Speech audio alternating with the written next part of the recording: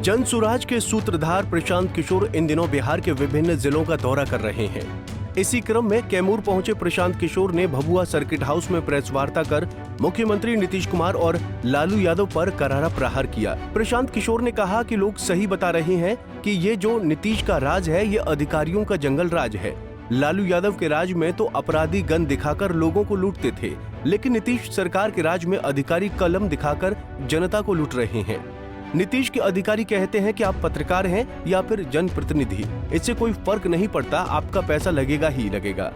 वहीं नीतीश कुमार की शराब नीति पर भी प्रशांत किशोर जमकर हमलावर हुए। उन्होंने कहा कि बिहार में शराबबंदी है, लेकिन आज के परिवेश में आप गांव-गांव में जाकर देख लीजिए, छोटे छोटे बच्चों से बड़े माफियाओं के द्वारा शराब की होम डिलीवरी करवाई जा रही है। लोग सही बता रहे हैं कि ये नीतीश का राज जो है ये अधिकारियों का जंगल राज है। जैसे लालू जी के राज में अपराधी गन लगाकर लूटता था, नीतीश के राज में अधिकारी जो है वो कलम लगाकर लूट रहा है। लालू जी के राज में जो अपराध होता था, लूटपाट होती थी, वो रात में होता था। ये नीतीश के राज में अधिकारी दिन में ही भरे दोपहरी में लोगों को लूट रहे हैं।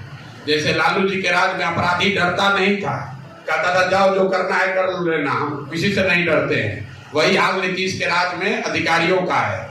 आपसे घूस लेगा ही लेगा, आप चाहे पत्रकार है कि जनप्रतिनिधि है, कितने बड़े आदमी हैं, वो कहता है जिसको जो करना है कर लो, पैसा लेंगे ही लेंगे। तो ये जो नीतीश का राज है ये अधिकारियों का जंगल राज है। इससे पहले प्रशांत किशोर ने पटना के बाबू सभागार में मुस्लिम समुदाय के साथ एक बड़ी बैठक की, जिसका मुख्य उद्देश्य राजनीति में मुसलमानों की भागीदारी पर चर्चा करना था।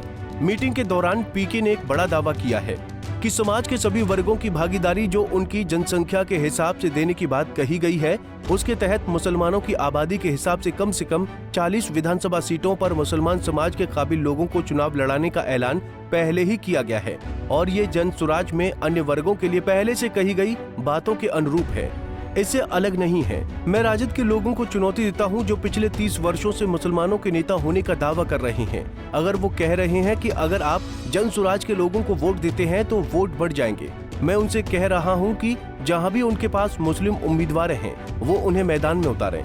वहां हम हिंदू को मैदान में उतारेंगे, मुस्लिम को नहीं।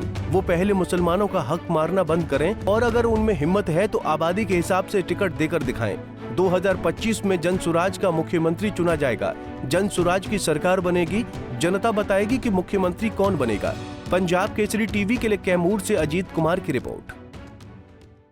हमसे जुड़े रहने के लिए हमारे YouTube चैनल को सब्सक्राइब करें और नई वीडियो की नोटिफिकेशन के लिए बेल आइकॉन को दबाएं। हमसे जुड़े रहने के लिए हमारे YouTube चैनल को सब्सक्राइब करें और नई वीडियो की नोटिफिकेशन के लिए बेल आइकॉन को दबाएं।